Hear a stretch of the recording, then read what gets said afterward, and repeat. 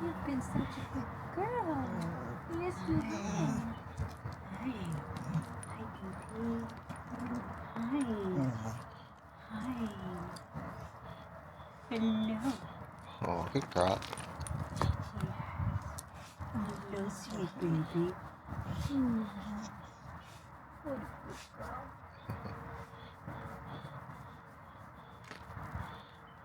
We missed you. We missed you, pretty girl. So if you want, you can check the bottom of her paws here, because it seemed like when I was watching the videos, both of them were bothering her on different days.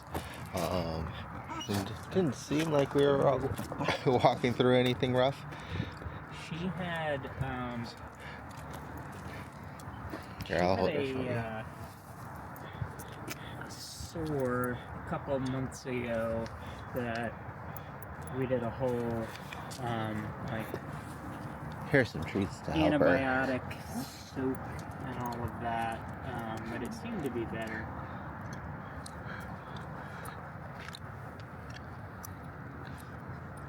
Yeah.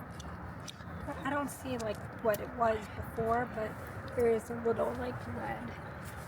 I also wonder if she sometimes will favor her paws when she's having a little bit of her intervertebral disc disease issue. So I wonder if it's just kind of the amount of walking, maybe. Okay. Just because when I was checking her paws, they seem not as, I would say, like calloused as some other pups, especially for her age. Yeah. So I think there's maybe probably less protection there in general, or we're getting more walking in than she's used to. Right. And that'll kind of adjust over time. You can kind of see here the back paw too. Lifting that up a little bit.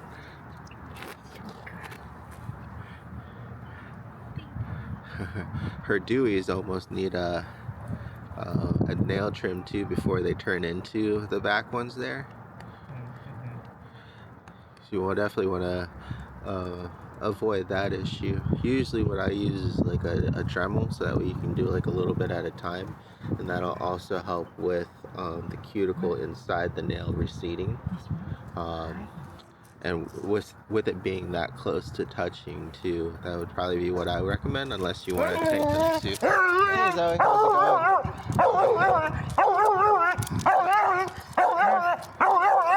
So in these situations, what we would normally do is just kind of turn and go, right? Come on, Murph. This way. Good girl. Come on. It's harder to do right now because I don't have hands in. So what we would want is the leash higher up on her neck, right? And that way you can easily turn her. And I'll give you guys the stuff to hold. You want to say hi?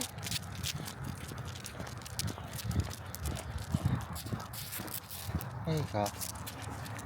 Hi, Miss Zoe. Hi. Take it to the park. Oh, there you go. Been inside all week. It's a good day for it. A little cold, but not too bad. It's not like it was yesterday, you know? Yeah, it was breezy yesterday too. Oh, we excited peeing. Oh, my goodness.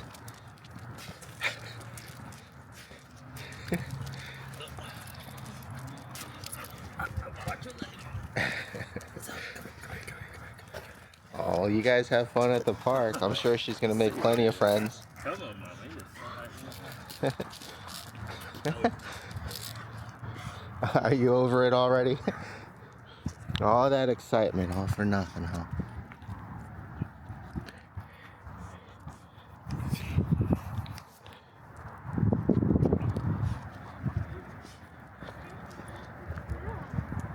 Good. Good. Yes, good. So it's a lot easier when it's up higher and then you can turn and pivot, right? To Okay. help break her attention, and then once she refocuses on you, then giving her a treat. Hopefully we'll get some more run-ins with other pups here while we're walking around. But that's how you would get started. And you might need to adjust it a little bit because when I put it on and off, the top part here is what secures it from dropping down. And you can kind of see now, because of all her excitement and everything, she's gonna be, she's just gonna be moving more and smelling more. So I'm gonna go loose leash first, see if she needs to use the bathroom. She went earlier this morning, but that was almost like a couple hours ago at this point. Ew.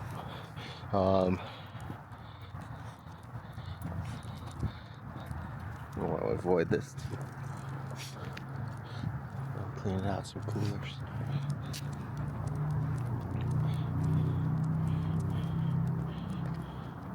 But the main thing with her and seeing other pups and starting to escalate is getting ahead of the excitement and redirecting as quickly as possible. You can see in that instance, because we were so slow to react because of everything, she was able to kind of just build to that point where now it's really too difficult to get her out.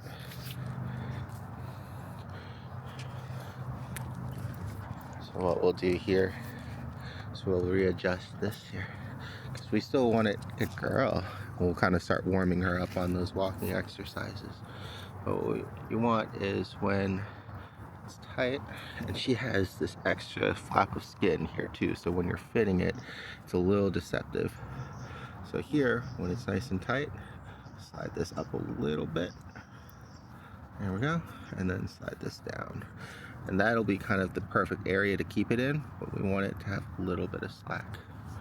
Okay, so it's not tight unless we actually need it to be. But if it's too loose, it slides down too easily. So it's just kind of a work in progress on that one. And then also when you're actually heel walking, it's a lot easier, right? Because you're going to be holding it up close like this. Good girl. Yes, this way.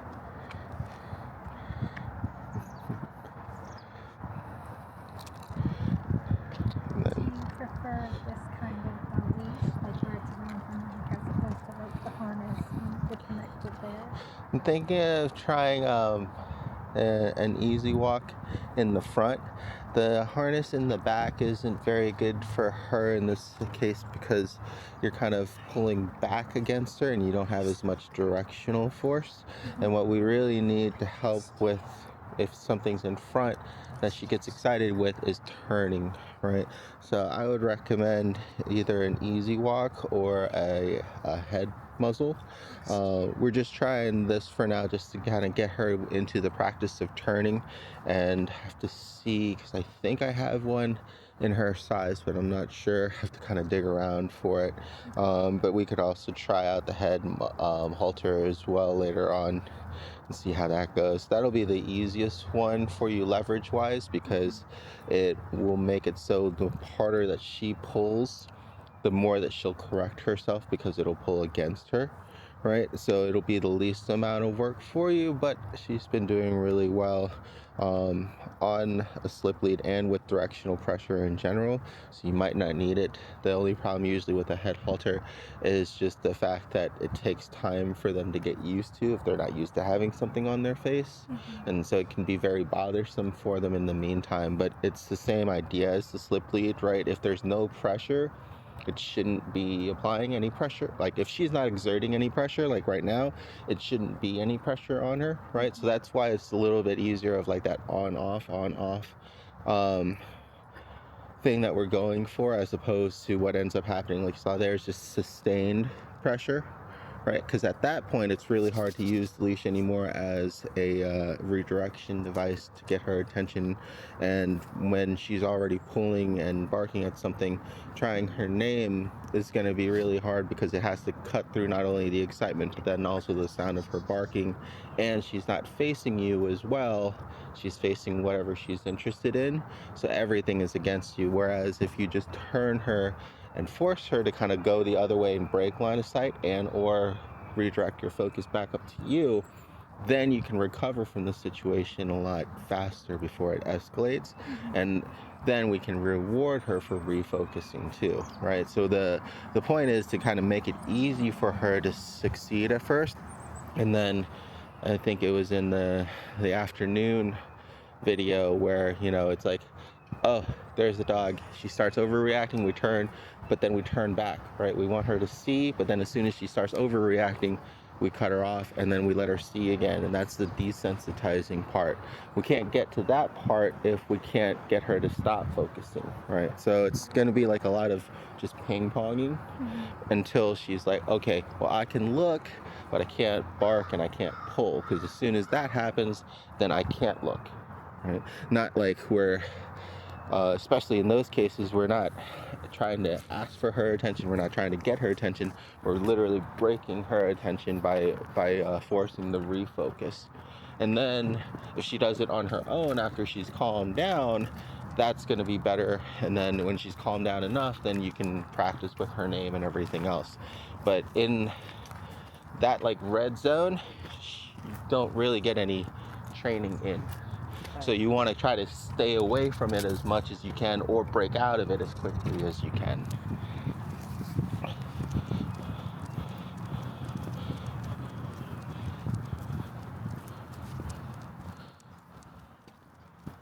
So here, good girl, right?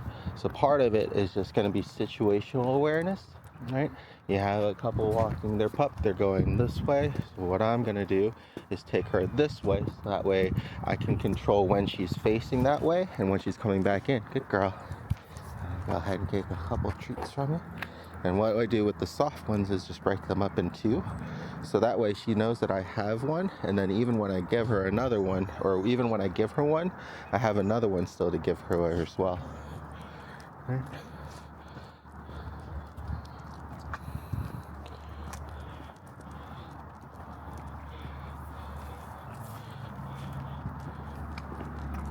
Yes, good girl.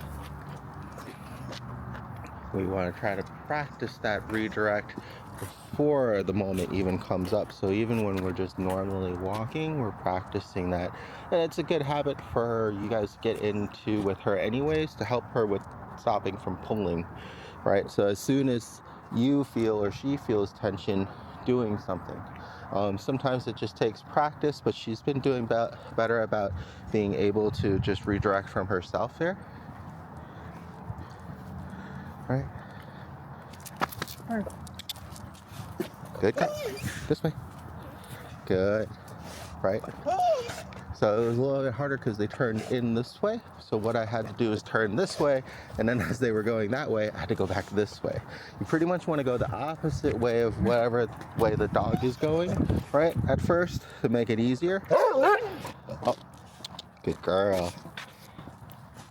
Very good. I know. Right? And so now we have two options because she's also excited from the dog, and then it goes into the person there. Yes, good girl. Yes. Now we're kind of in a pretty tight spot, unfortunately, because it's harder to turn anywhere without exciting her. That's okay. You're just gonna look for this blind spot here. Good. Good girl. Okay. Yes, good girl. And that's what we're looking for. We want her to see, but not fixate and not escalate. Got one more left. And then it's even easier, right, when they're walking away. Yes, good girl. Yes, good girl. Right? Because now we can almost control a little bit better the amount of time that she is exposed to them. Yes, good girl.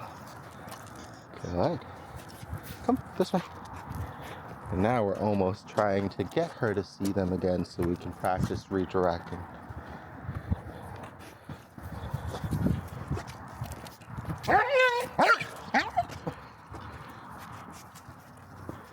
And she's just excited even from the smell of the pup alone, right? Good. Good. Murphy. Sorry, Murph. It's like, it's a hard habit to break. At least it's a unique name.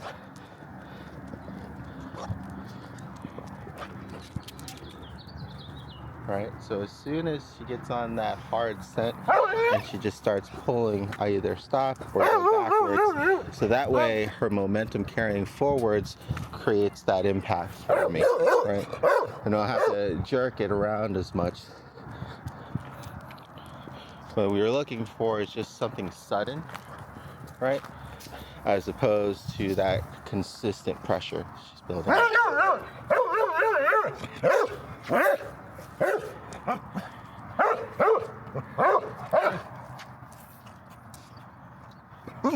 Yes.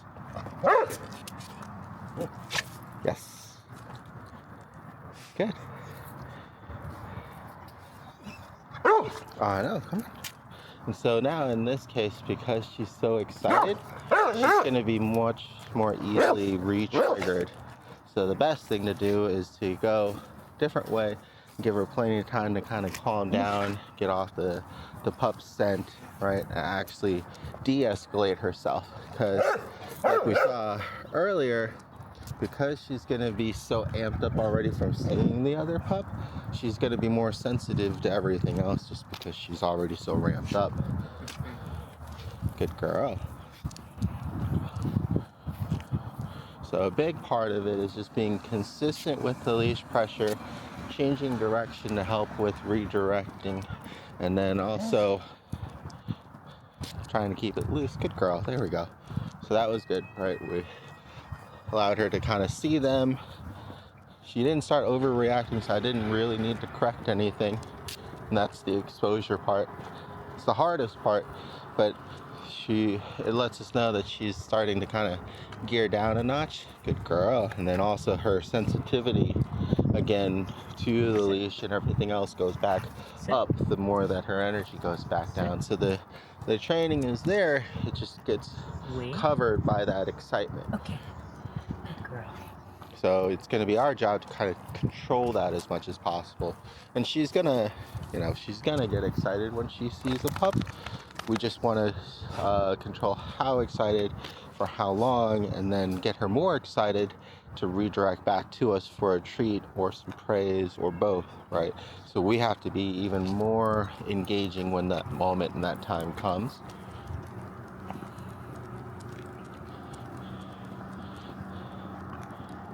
Yes, good girl. All right. Does anybody else want to try for the leash? You can just take the pouch too. It should have a clip on it so you can clip it to the waistline.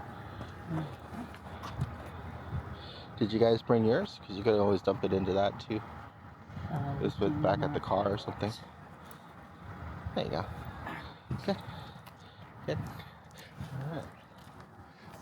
Since I don't see anything up this way, let's go back the other way, because I feel like that's where the other pup may be. And hopefully other pups.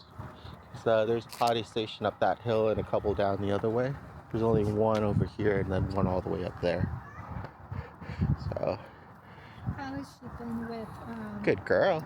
does she tell you when she has to go out sometimes, or No. pretty much just... She only almost had an accident like the first day or two, and then outside of that, because I caught her and then just told her back outside, she's been fine. We also work outside a lot, but her being on like a regular 4-walk schedule, plus being out on sessions, haven't had any problems after that. So I think a big part of it is just being there when it's about to happen, and letting her know that, that's not it's not nice to do inside. Like, you don't have to scream and like beat her or anything like that, but you just have to let her know, it's like, no, nah, and then let's go outside to do it, right? Just let her know that this is, it's unacceptable behavior. You just have to, like with the leash, you just need enough to make some sort of impact, right?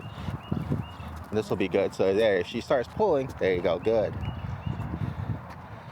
Good. Now go ahead and walk back and then try walking again. And this is what I'll do when I see somebody further away or a pup is further away, is I just start to slowly work her back and forth. So this way it'll allow her to see, but then as soon as she starts pulling, we get that practice with redirecting.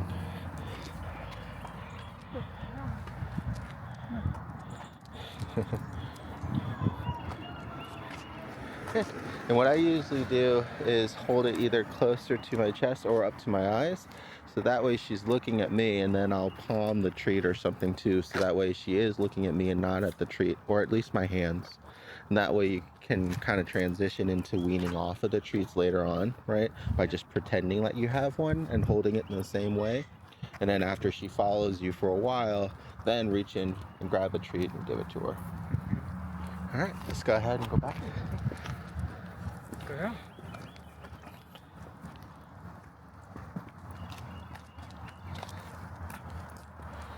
See if they're still there or not.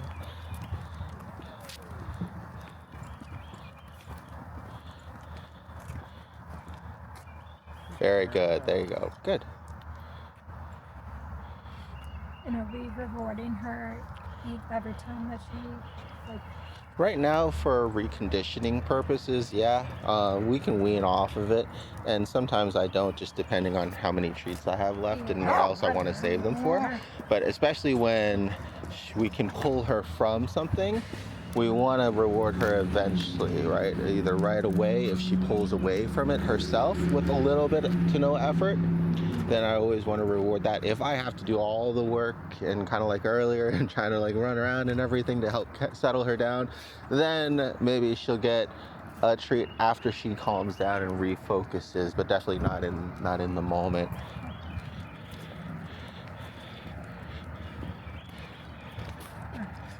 Good, there you go.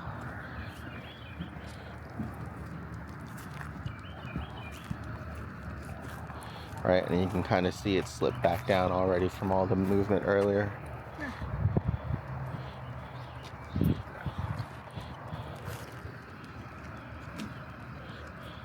And then when it's back down towards the shoulders, it's usually back to where pups are used to pulling. Especially, luckily, she is even lower on her harness, but even that is like pulling kind of right around the upper part of the neck / the chest, clavicle area. But that's usually when they're used to pulling. And then if you get the leash up higher again and have that leverage up, like when you're in a heel, it'll help to redirect them with less force, right? Because you have more leverage.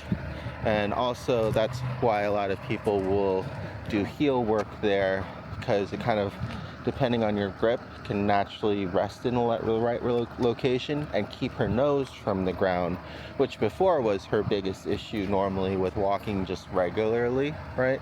And I'll show you what that looks like, and we'll have you try that too. Yeah.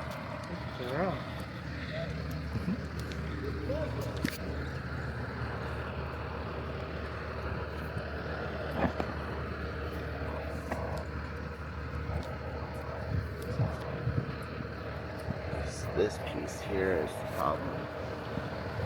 It's got all that extra skin top. There you go. Alright, and now just hold the leaves like this and then closer to a heel. If she starts getting too far or interested in somebody, you'll see how much easier it is to kind of turn with her and just kind of pull up a little bit. Right. Just don't let her have constant pressure. There you go. Good.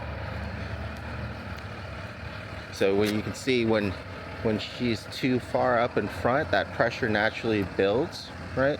And then if she's right next to you, actually I can try this one here because we got this gentleman here. When she's right next to you, you can actually just do the micro movements with it. Good girl.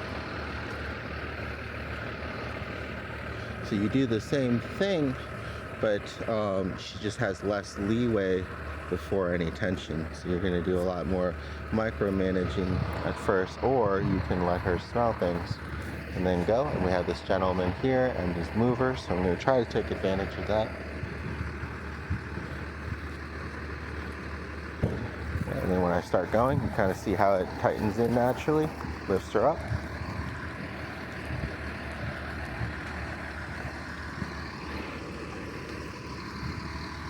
And then back loose. She starts going too far ahead, and up, back loose.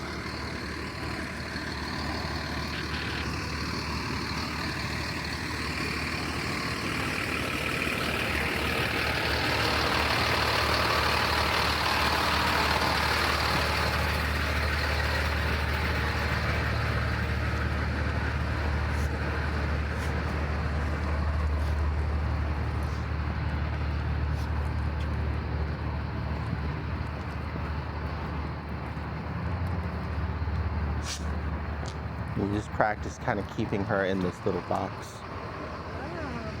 You can see how much easier it is to kind of control her and turn her, because she now also has less room to build momentum, right?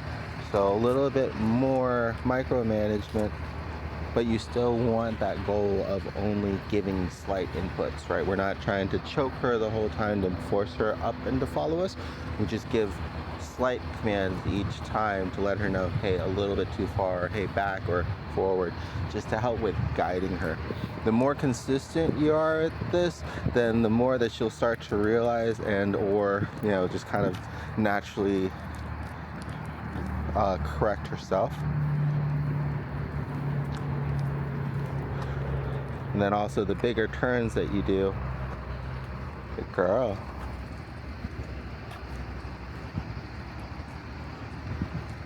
The more obvious it is for her to have to refocus.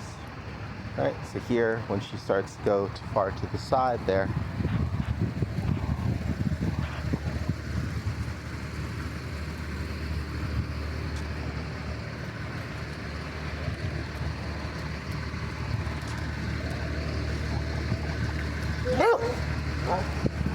good girl. Good, there you go. Good. You can get the dog barking there too.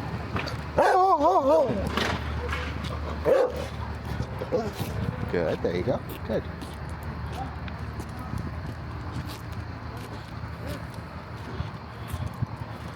Alright, you guys want to give it a try?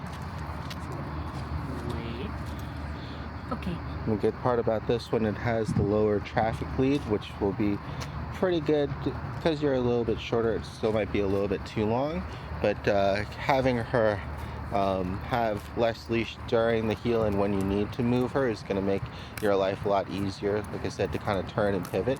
But then when you're back onto like a normal freedom walk, then you just use the whole leash again, and then if she gets too far, then you just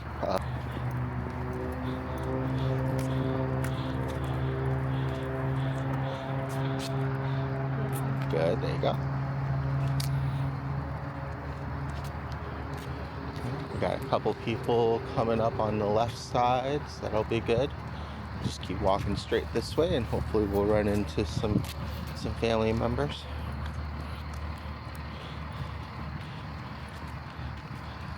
We'll probably recap on like the walking drills and everything another day, just because she did it earlier this morning and we got a video of it already. I think it'd be more productive today to kind of practice like real world scenarios, especially for you guys.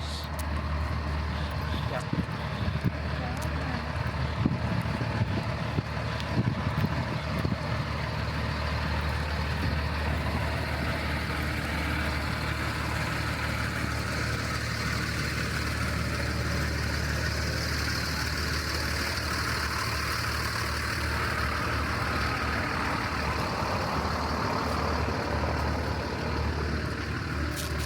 Good, there you go.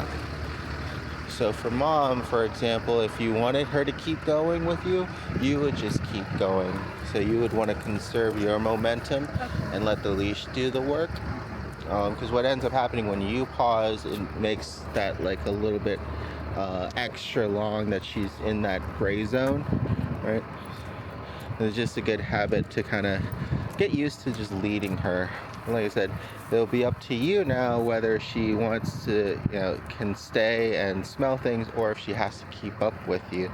It'll be a lot better if you kind of keep it in that zone, in that mindset, especially for practice sake, for when, a situation comes up and it's not a negotiation. You're used to just kind of handling her and telling her that, hey, we're going this way now, or hey, you can stop and you can smell these things.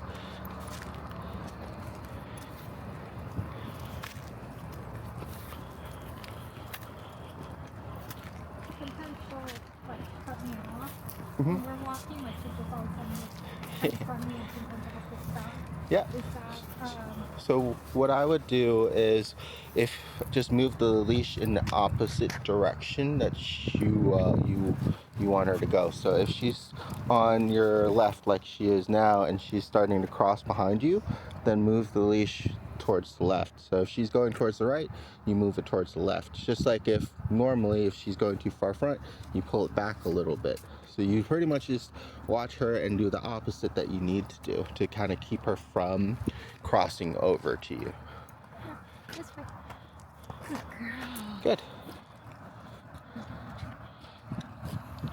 So for her, we'll practice that again. What we'll do is just keep walking forward, and then when you want her to turn, just pivot and turn, and then let the leash do the work.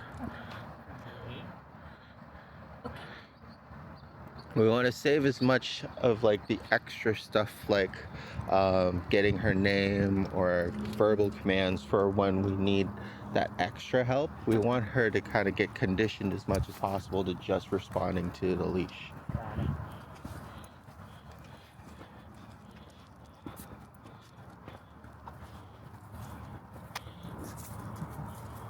Good, there you go. Good. So see how that worked? You'll get to see in the video as well. It's just a little bit more smooth, right? Because you're just doing something, and now it's going to be on her shoulders to kind of refocus and to catch up to you. If you're doing something and you're telling her to refocus and catch up, it's almost like an extra step in between. And that extra step will be good if we need to help with redirecting her because she's excited, or we need to try to help her to get refocused. But on like a regular basis, you'll just be doing a lot of extra effort for nothing. Right.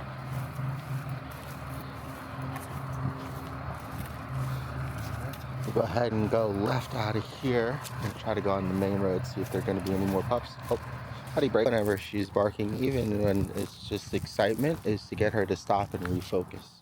And then that way we can control the engagement, and then release her to say hi to somebody, or have that person wait and give her a treat for being calm and sitting still, as opposed to her pulling you towards them. Perfect. Okay, so we got a little couple with the baby. And if you did want to use her name in verbal commands, what I would do is practice when the leash is nice and loose. So go ahead and give the leash some slack, and before she gets to the end of it and starts pulling, you would say, hey Murph, this way, and then you would turn and would see if she turns. This way. Good, there you go. And you can see there she turned more so on the leash pressure than on the command, which is fine. Then try again. This way, Murph. Good. And now before the leash gets tight. Oh. Good, there you go.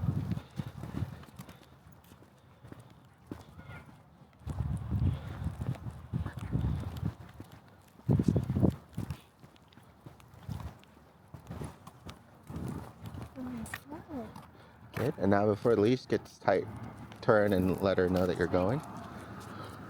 A little late. Here, I'll try to help you. Because she's responding, and you'll see in the video, off the leash pressure. Right, so nice and loose. Murph, this way. Good girl. Right. So that way you know what she's responding to when you're practicing. If you kind of do it at the same time, it's really hard to know what she's responding to. And most of the time with you and her for these rounds, she's been responding when that leash pressure hits. So try to do it when the leash is nice and loose and she... Perfect. There you go. Good. And that's why I like to practice them separately, so that way they both get their own development, and when you're out working with her, you can see what she's responding to more when she's gets excited and what she still needs practice with, right? You'll want to use both when the time comes right now to help keep her from escalating, but eventually you'll want it to that point when you guys see a pup coming up in the distance and she's not pulling yet, and you're able to just kind of redirect her verbally after she sees the dog, right? It would be good to get her to that point. It just depends on how far away they are, you know, how soon you react, things like that. But you want to build up to it eventually her being able to maintain focus after she redirects her focus. And then you guys make your way either to the dog or she just remains nice and calm and sat, like in the stay exercise. That one's gonna be a good one that we'll practice today too, when we go on the trail here. And there's kids on the right. We can go that way. There's another station all the way down there. Oh, we can go that way too. Oh, you want to go this way? Sorry. Yeah, it's okay. We can go this way. Okay.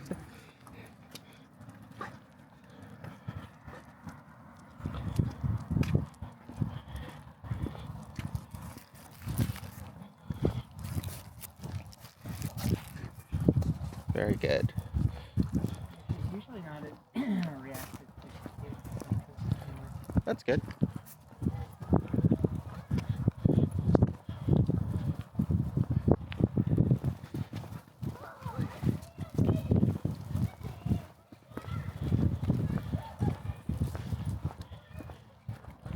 We'll see if just the sound of the dog barking again will kind of get her ramped up, in which case then go ahead and practice redirecting her attention back to you, right? So you can kind of see it coming already, right? There you go, good girl. So what we'll do is we'll do a couple exercises here on the side street to show you what'll help. So there's going to be both the inside turns and outside turns, and one will be more effective depending on where she is than another, to kind of help to redirect her.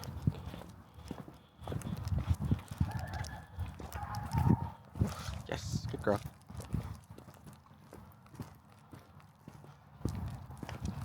Right.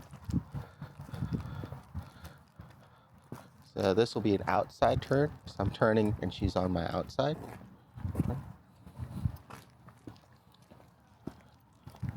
And then this will be an inside turn. So I'm turning, she's on my inside. Okay. You can see that when I do the inside turn, I use her to pivot around, right? And my body to kind of help guide her. And then with the outside turn, I use the leash. Good girl. Right? And you have to kind of pick, depending on the scenario and where the distraction is and where she is in relation to you, what's easier to do and what's faster. Usually the inside turn is going to be good, but you can usually execute that faster from like a heel when she's closer, and you have to almost lift up and keep her in the same spot as you rotate around her, right? Whereas the outside one, you're going to use mostly your momentum, right, for that leash pressure. Cool.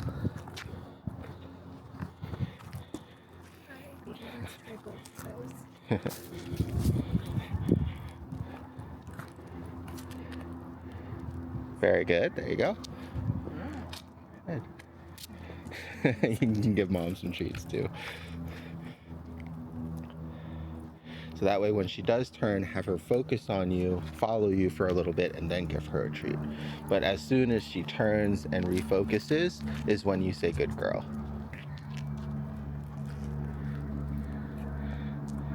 There it is, good.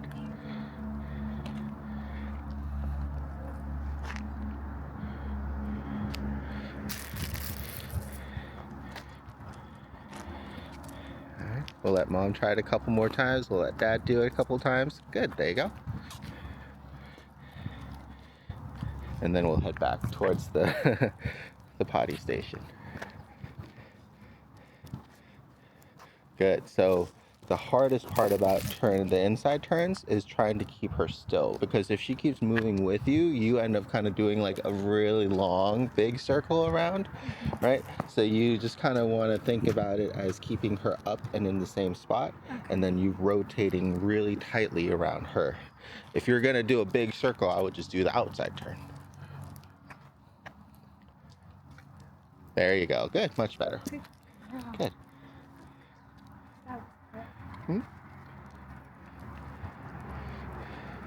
And with like practice, these things will come naturally if you're not, distracted and holding a bunch of things and trying to go over stuff when an incident happens or you see something up front. Very good. Good girl. Yeah. All right, we'll let Dad give a couple tries here.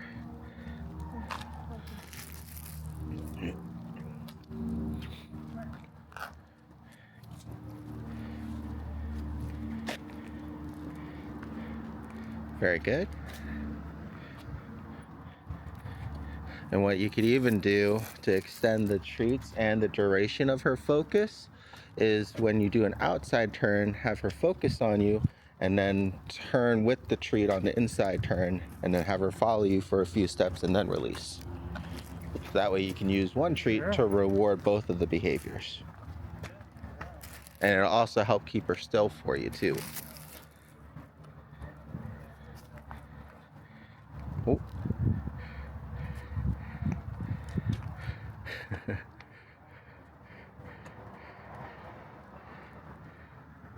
Good, and then have her maintain. Almost. Good, there you go, that was good. Now use that focus to rotate inside. Good girl. Good. She kind of lost focus halfway. That's okay. You guys get the idea? Yeah. Cool. All right. I'll let whoever wants to keep using the leash, we'll go drop this off, and then we'll give both her and you guys a break, and we'll hit the trail. It's a pretty nice day out, luckily, today, and it's a Saturday, so it should give us lots of good practice. Usually there's a good amount of people and pups there, and I'll bring the mat. Let's go. I don't see any other distractions or anything, so let's just go back home and save some time. I'll just drop this off at the one in the court. Very good, good girl. All right, do you guys have any questions for now? Where did you get this leash? Online. They also have them at the pet stores and stuff. Okay. But It's telling Andy that it might be worth us getting something like this. Yeah. What I'll do is, like I said, I'll try this one. I'll see if I have an easy walk and the head halter, and we'll see what piece of equipment works best. And if you want, we can also give you guys a couple different ones to have to use and see what works best for you as well. Okay, yeah, that'd be great. Good. That's another reason too why you'll want to have quick on and off movements when you're redirecting, because if you just kind of keep her in that tight part, kind of choking her, Good girl, there you go. And then back loose. Good. All right. So now while she's kind of focused and hyped up, go ahead and press the tone button once, see what she does. And don't pull her back. I want to see if she's responding to that or the tone. Try again. It should register when it does it too on the device. You might have to really press it. There it is. Okay. Good girl. There you go. Right? So it's enough to like kind of interrupt that train of thought. It wasn't enough to really startle her, which is good. And then she kind of went back to whatever she was doing. All right? So when she barks, just for this? Yeah, try it one more time.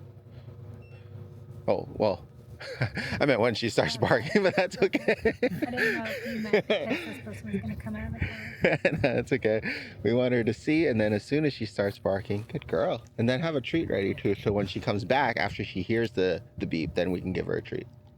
Good girl. Good girl. So go ahead and get another treat ready. And we'll see if she barks at them. If she does, beep. If she redirects off of the beep, then go ahead and give her a treat. And that's how we start to kind of positively train and reinforce tone training. It was a good reaction though. As I said, some pups will just completely ignore it. Some pups will get panicked and freaked out. And the last thing you want when you're using a device to help track a dog is to have it scare them even further. That's a problem that a lot of people will get into, especially with like things like e-collars, is because they don't test properly and kind of adjusting properly. They just try to use it to get the dog to stop doing something, and usually it's too high. And then when you do need them to come for you for some reason, they are less likely to.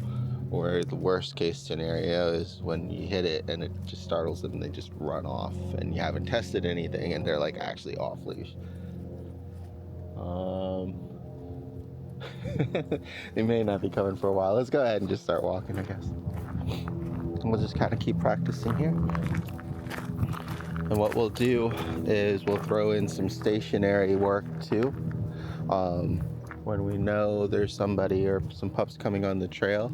And so instead of walking by, getting her to sit, stay, and refocus on you, which will be good practice to help in general with her, once again, not pulling towards whatever she's interested in. And in this environment, we can kind of take things a little bit slower and let her smell things as well. We don't have to worry about going too far in. Just stay out of that gray zone. So if she starts to kind of pull because she wants to smell something, yeah, either keep walking or just wait for her and just keep the leash nice and loose.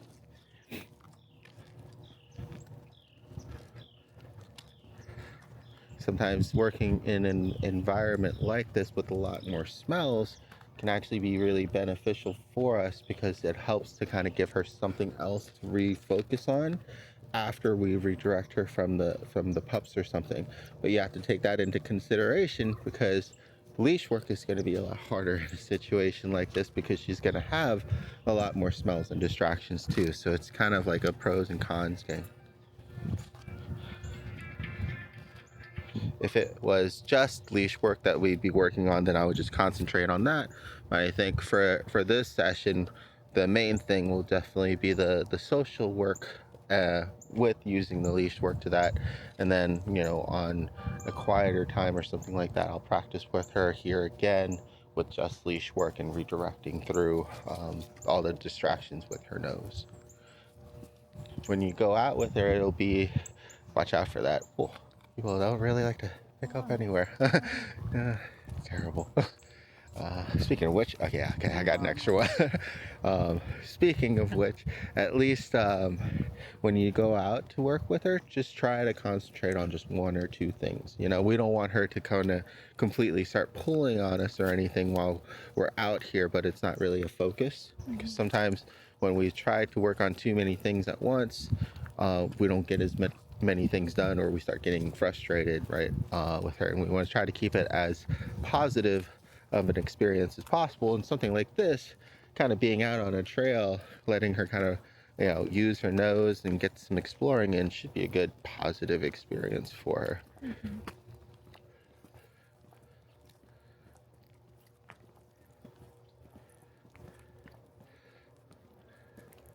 All right, so here's our first instance that we can practice. So what I'm going to do is I'm going to put this down off the trail here, And we're gonna have her jump up on it and stay for a treat. I'll help hold the leash for you. If you wanna kind of coax her up here. And if she barks, I have to. Yep. But if she doesn't and she just maintains focus, then don't worry about it. Good girl. Almost. There we go. Girl, stay. And then when we're doing a stay, you want to reinforce with the leash, but not just hold her back the whole time, right? So just like I said, that's that quick pulse and then a stop. Good girl. Very good. Murphy. Murph. Go ahead and give her a treat down there. Good. There you go. Good. So you can see she's already kind of struggling to control herself. So making sure that we get her attention either with the treat or getting down lower to get that eye contact can really help. But that was good. She was able to kind of maintain her composure there and with very minimal assistance too. So that's what we're looking for, because we don't always want to have to push a button or turn or anything. And that's where getting out and practice like this desensitizing and just rewarding her for not overreacting is really important too. Good girl. All right, and then we'll go ahead and call her to you. Murph. There you go. It's okay. One thing. We'll have to work on the recall when she's distracted by smells. One thing I was a little worried about, maybe I shouldn't be, I don't know. We're gonna be gone in March for a couple weeks, so Courtney's parents are gonna watch her, but realistically they're not gonna be kind of working with her the way we would, so that's gonna be kind of a couple weeks where she's not. If you want, you could always just drop her back off here for a couple weeks and I can continue. Like, I can't train anything new, but I take donations just to watch them and I can at least keep up the training. Really? Oh. No, that would be. Yeah, that would actually be great. That would be fantastic. Yeah, just give me a reminder again when the time comes closer and I'll add it to the calendar. I usually just use the donations to go towards like more treats and training tools and things like that anyways. Oh, that's awesome. Thank you. Well, no problem.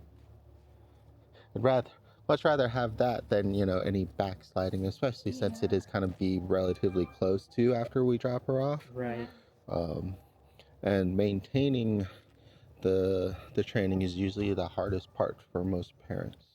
This is a big reason why we want to try to kind of make things as easy for you to succeed as possible, and then also figure out some good routines that you can do every day, at least for the first couple weeks of going back home to help out with that. Yeah, it'll be, and that'll be good too, because April will be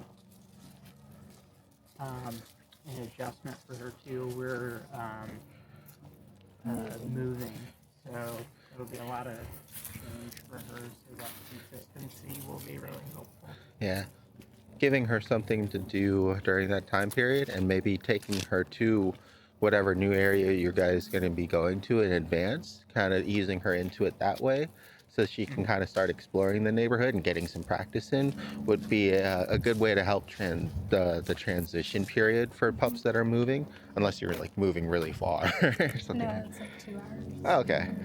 Yeah, so, maybe take a weekend or an evening or something like that and just kind of get her used to the new areas around your neighborhood that you're going to be and the parks and stuff that you're going to be at. Yeah, that's a really good idea. Yeah, you got one behind. So we'll go do this one free float. Nice.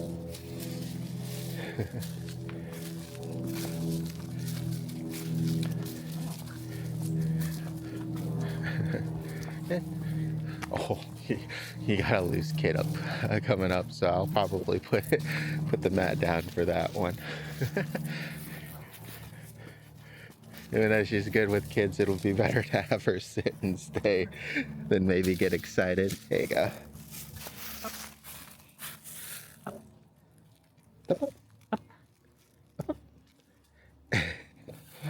Go ahead and try to pulse it up her a little bit.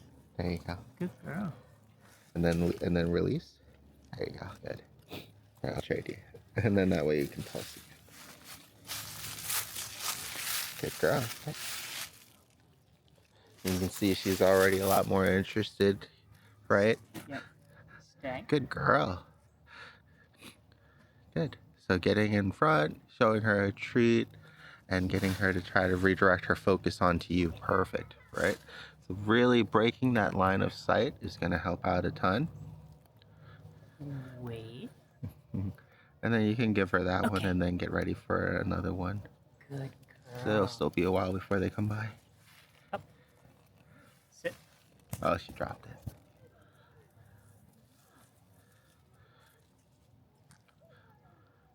And this will also be a good indicator, right? If she's too distracted for treats. This is understandable.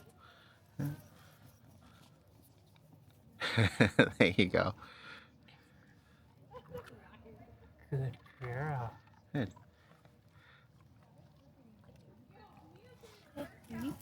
Stay. Oh, we got another person coming too. Good. Good stay. Now, is telling her to sit too much of mixing? You can try. The main thing I'd focus on Sit. right now is her attention and her staying, right? Stay. Stay. Good girl. There you go. Good. Good. Very good. Very good. There you go. Good girl. What do you think, huh? Right. If we can get her to sit, that'd be good. But if not, I wouldn't worry too much about it. Sit. Good girl. Go ahead and try to get her focus again. Good. Good girl. Look at that. Good. Girl. And just learning to control her excitement, right? And you can tell she's excited. But now she's able to redirect back to you, which is perfect. And maintain composure, which is perfect. Good. Very good. All right. Sweet. Keep on going. We'll see if we can hopefully run into a pup or two. Not as busy as I thought it would be. That's okay. It's a good way for her to ease into it anyways, I guess. We'll try again tomorrow or something.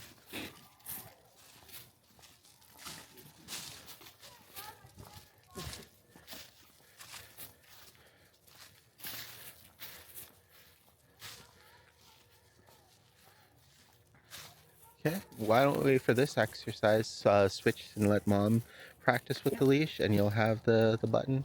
It's just the textured one on the other side. That one. And it'll pop up on the screen when it's triggered too, so to let you know. We might be able to hear it, we might not. It's just it's pretty faint. Okay. This is the kind that, like I said, is usually used for hunting, so you don't want to scare game. Mm-hmm.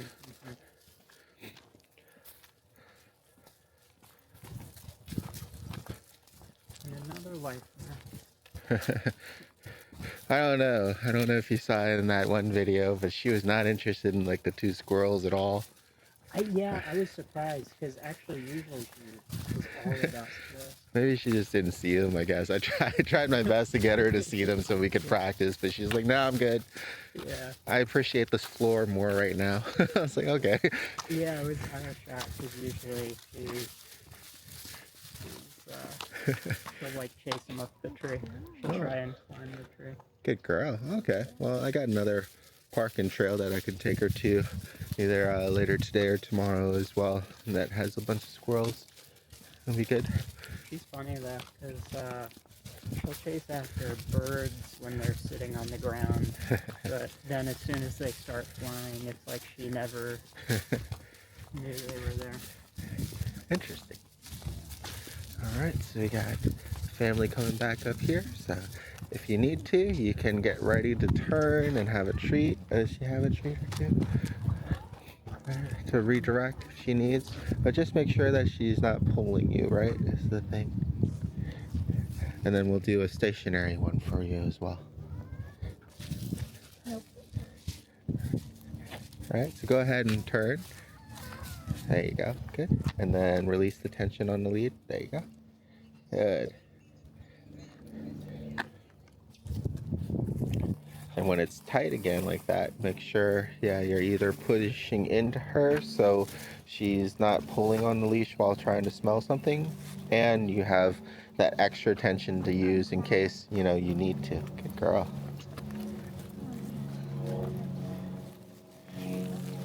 Oh, perfect. We have a pup coming up behind. So what we'll do to help set you up a little bit more for success is we'll put the mat off to the side, right? And down here a little bit. Watch out for the thorns. And we're going to try to keep her facing that way.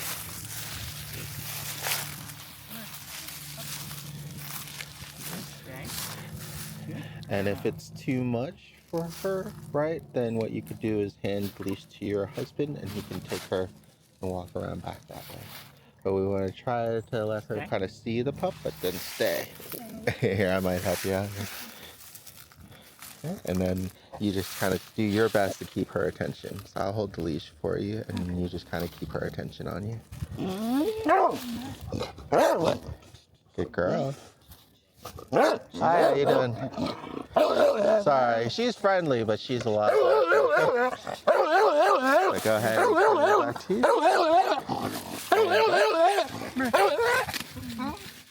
Okay. And then just go. Yep, there you go.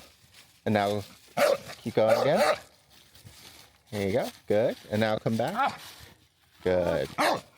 And then I'll take the leash for you. Okay. Good girl. No. Good girl. There you go. Good. Oh. And then get ready to do it again. Good girl. There you go. So too anxious, right? A little late on that, but that's okay. I'll wait for you to do it next time she barks. We'll come back for the mat.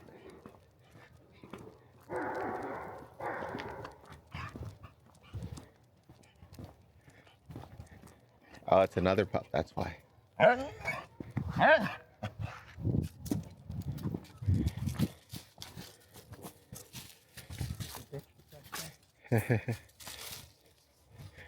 Yeah, it takes a considerable amount of force, so you don't do it accidentally.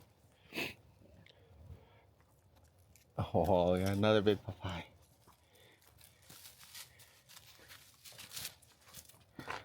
Alright, so here's the goal, right? We get her to see the pup from a distance, and she starts overreacting. We go ahead and redirect.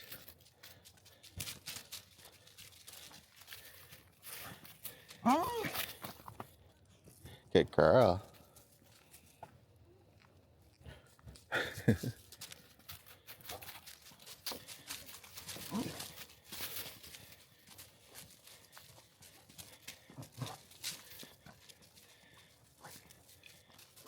Hey, how are you doing?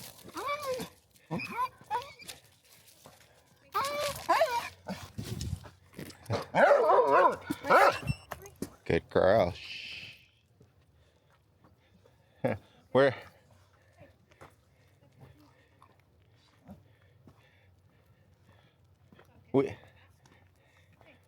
Hi, how you doing?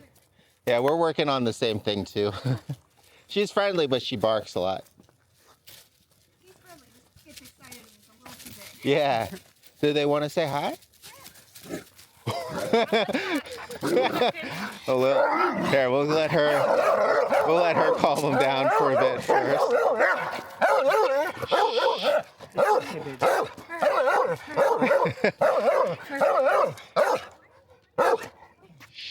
There you go. It's okay. Good. Okay, baby. Okay. Good. There you go. Is he young? Is that why? Yeah. I have a Great Dane Mastiff at home, but she's old, so we don't have that problem anymore. He's also a rescue, so Aww. we're still working on it. That's amazing. You don't usually see those at rescues. Hey, All right, so now that they're both calm, well, I was gonna say we'll try to close the gap here. Here we go. We'll let him. Good girl. She's doing good. All right. There you go. Hi. Hi, big guy. There you go. So we'll try to get them to greet when they're nice and calm, right? And not barking and not pulling at each other. You know. And her all wrapped up. Sorry. There you go. Good girl. Very good. There you go. When you're calm, you can say hi to people. Sorry. Not your fault. There you go. He does this. He gets so excited seeing dogs and then forgets. She does the same thing. And at least we got some good practice in. Yeah. There you go. Good job. Oh, who's that? Huh? He's beautiful. Thanks. What's her name? This is Murph. Hi, Murph. This is Duncan. Hi, Duncan. Mr. Donut. Literally. Oh. His full name is America Runs on Duncan. That's awesome. Gosh, that's a lucky find at a shelter for sure. Yeah, right? Oh, he looks great. Can you have a treat? Sure. Good That's why job. we're nice and calm. Oh, poor girl's getting hit in the face. Good boy. There you go. Yeah, good. Thanks for the practice. You too. You guys too. Perfect. All right. So, well, a little bit of back and forth, a little bit of time. And like I said, that's why it's really hard in neighborhoods, right? But you only need just a little bit more, right? So you have to kind of go out, hopefully find situations like this. And the more that you're out, the more that you're able to run into situations like this. Pet stores are pretty good. That's where we usually do at the shopping center. We're gonna be trying downtown and the trail there because there's another pet store there, and it's a pretty popular spot for dogs, right? So really trying to get her out in that environment to have the opportunity to practice. So we got some good practice in with the people. This took a little bit of effort and got some good practice there. I think with the other pup before, we just didn't have as much space to go back and forth too. I thought it'd be a little bit easier for Dad to go back there, but there were a bunch of sticks and stuff, which is understandable. And then definitely gonna need to work with her more on just kind of calming down or being stable in a certain spot, so that way Mom doesn't have to move as much and you don't have to kind of do as much kind of groundwork too. But that's going to be a lot harder for her because then you're trying to really kind of stuff that energy and excitement into like one thing, right? So, oh, there's another pup. All right, Mom, do you want to give this a try? All right. And then Dad, get ready to help out with the beep because it does definitely seem to help, right? It's interesting. Is it like a special frequency or is it just a regular? No, this is just a regular beep. Yeah, I was gonna try with an ultrasonic too, but it kind of makes sense, especially seeing how she was last night and how sensitive she can be to sudden sounds, right? So our goal here is to get it so she is excited to hear it and redirect. So go ahead early. Good. Come back. Good. Yeah, too much. That's fine. So go ahead, now that she's calmed down, go back again. So you really want to try as much as possible like that back and forth. As she's nice and calm, keep going. If she starts barking or starts to cry, redirect and then go back again. Redirect and then go back again. The main reason why we need to do that in as crisp as the timing as we can is so that way she has a better opportunity to build that connection, right? As soon as I start barking or start crying or start pulling, this happens. Right. But if I don't do that and I remain calm, then I can say hi and meet the other pups and things like that. Right. So here she's just kind of picking up off the scent right now anyways, which is fine. So they're gonna probably come back for their scooters. So what we'll do is we'll keep walking this way, and then that way we can kind of control her seeing them from a distance. This would be good. Because usually distance and time is going to be your best friend in these kind of cases. When you can't control those things, you're going to have a much harder time at first. But if you can, it's what we need to kind of help to develop and practice those behaviors with her. That was really good though.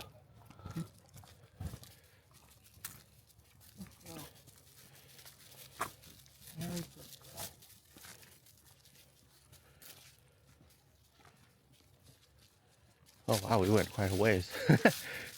I forgot how much we were chasing the other pup for.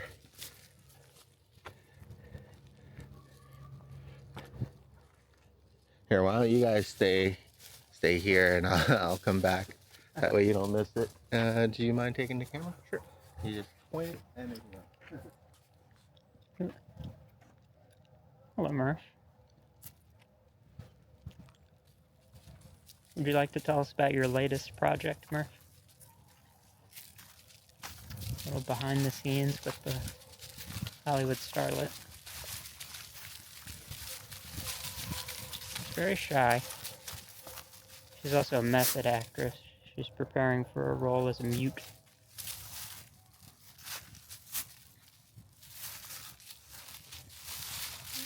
Oh. Well, the world doesn't need to see that.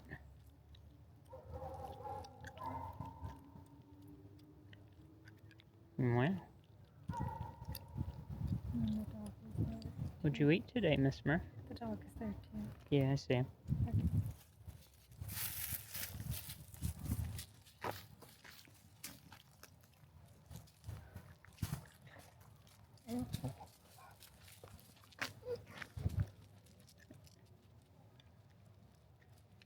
Good girl.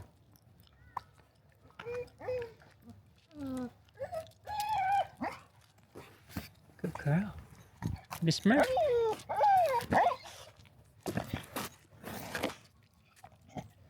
Good girl.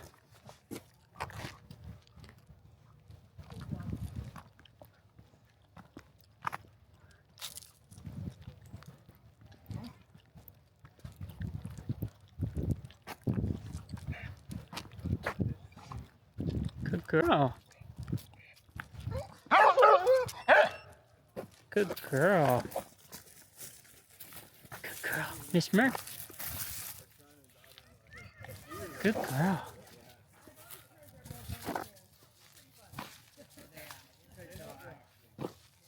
Good girl.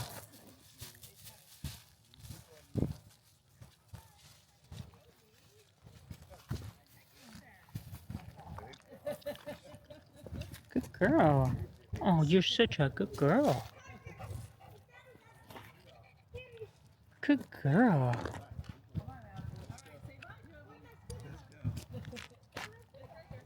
Good girl. Hi.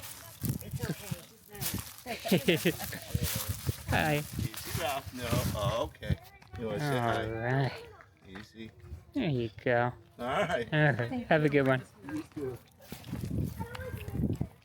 Good girl, Murph. Wow. You're doing so good. You're doing so good.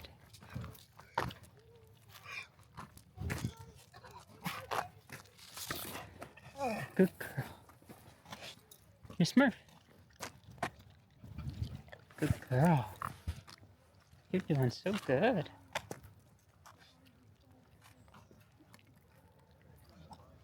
You're doing so good. Wow. It's easy to pay attention when you have such a handsome dad, isn't it?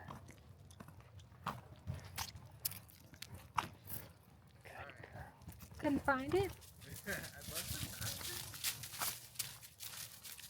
Is it possible that they moved it out of the way to get to the Maybe. water?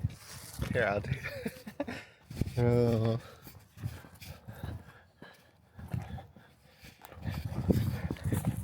Hey, at least things picked up. It sounded like everything went well. Yeah, it did. She one beat at the beginning, and then she was basically fine up to that. That's She good. got the one dog, and it was very positive. Yeah. It's definitely, I mean, like I said, she is a little sensitive to sound, but it's more effective than I anticipated, which is very interesting. Was it? I feel like it was a different trail. Yeah, but I think it wasn't so clear back there. Maybe I maybe I overshot it in the first place. They all start looking the same after a while, don't they? I think it was this one. Huh. I have no idea. I don't see it either. Maybe somebody. Oh, there it is. I guess I forgot that I might have picked it up and moved it, or somebody else did out of the way. That's fine. Hi.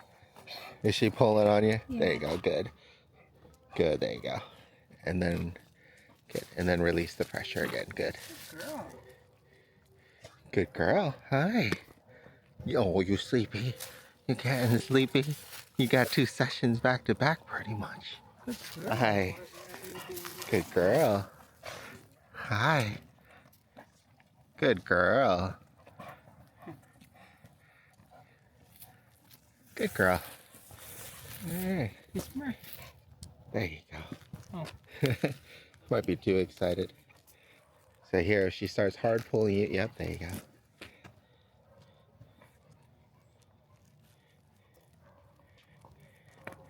Same thing.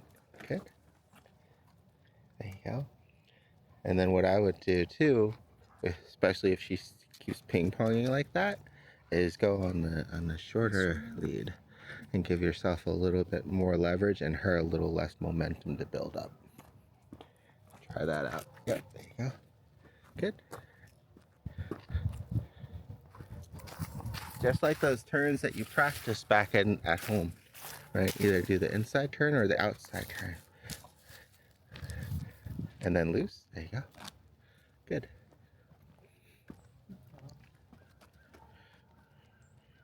Because it might take a while when she gets really excited. Yeah. So that's another way you can tell, right? She's got a lot going on. Yeah. And she's really excited, and then she goes back onto her nose. So you're gonna just have to be more persistent or just take her away from that area. So let's start heading back. We've got to get going here. But it's good to hear that she did well. But yeah, it's interesting, and like I said, I have a feeling this might not be the first time with her in a collar, but at least it's working well, and we're kind of just, you know, using it to help redirect and get her attention than anything else.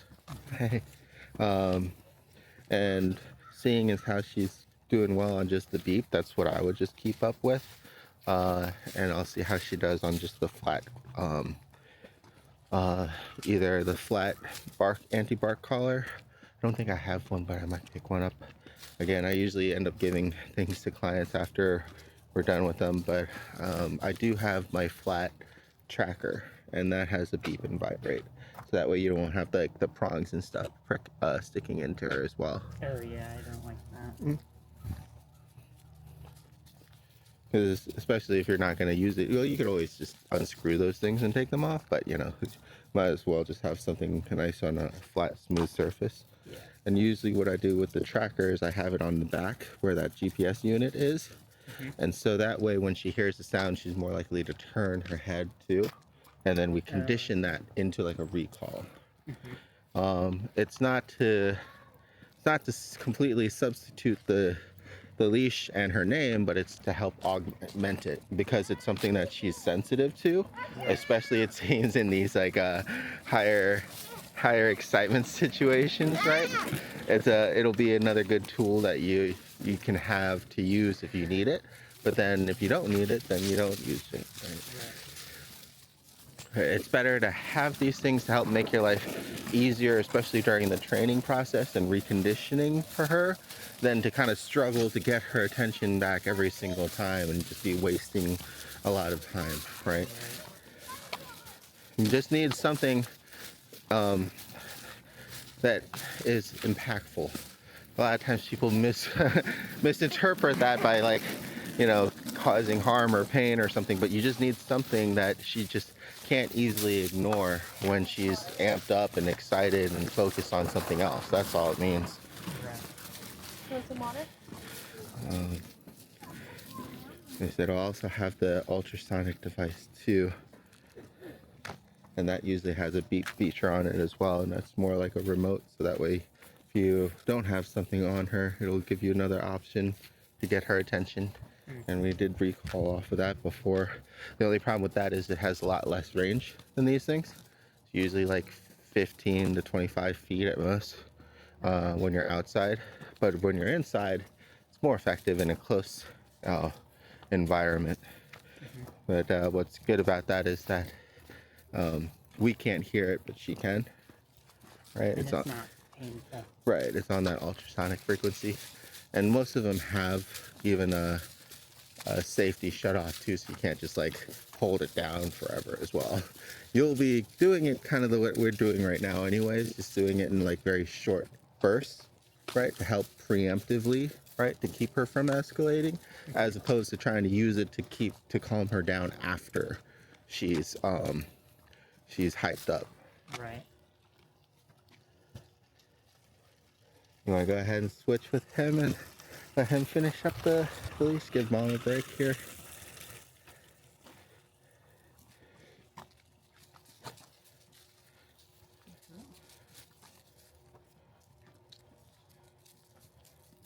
Good, and then back loose. Yep, there you go.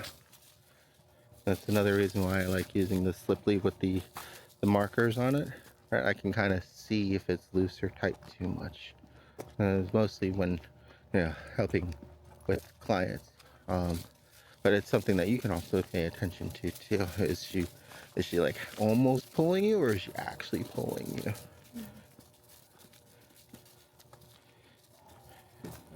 Hey. Hey, at least we got some good practice in today. Yeah.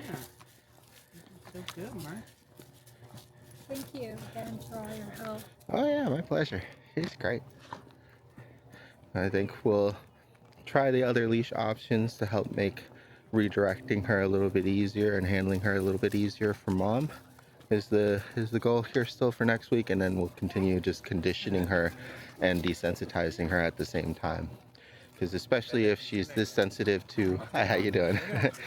Especially if she's this sensitive to the beep, I want to try to make it more like a dinner bell effect for her, right? When she hears it, she wants to come back to us for a treat or a reward. It's just something more positive than anything else.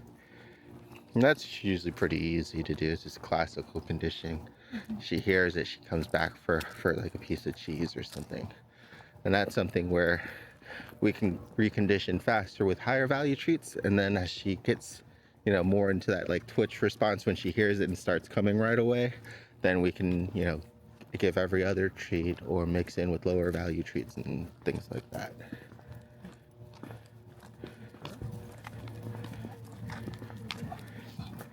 Good, there you go.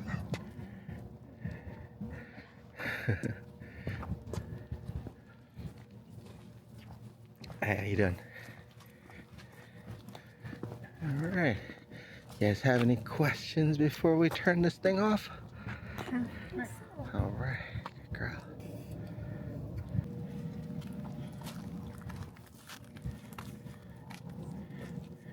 Good.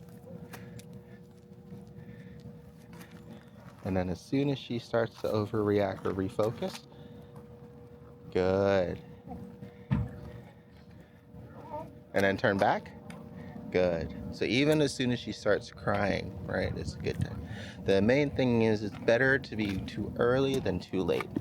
If we can get her to redirect easily, then we can turn back, right away too if we need to. Now they're coming this way, so we'll back up a little bit more.